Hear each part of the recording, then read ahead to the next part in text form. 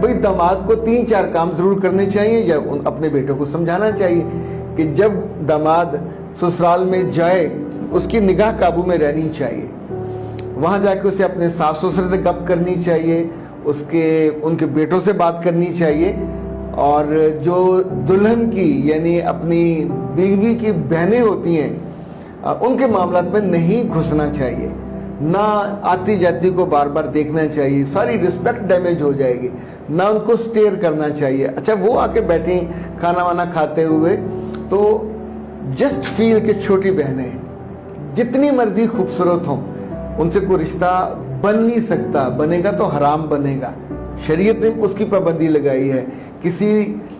یہ جو ہوتی ہے سالی کے ساتھ نکاح نہیں ہو سکتا، سالی کے ساتھ ناجائز تعلق ہوگا، حرام تعلق ہوگا۔ تو ہندوؤں کے ہاں ہوتا تھا،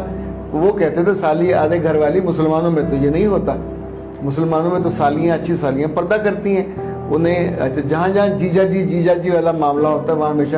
خرابی ہوتی ہے، رسپیکٹ آپ کے بیٹے کی جاتی ہے۔ دوسرا کام، آپ کے بیٹے کو سسرال میں جا کے جگہ جگہ مارے پھرنا نہیں چاہیے، ایک کمرے سے دوسرے، جہاں وہ بٹھائیں وہاں بیٹھے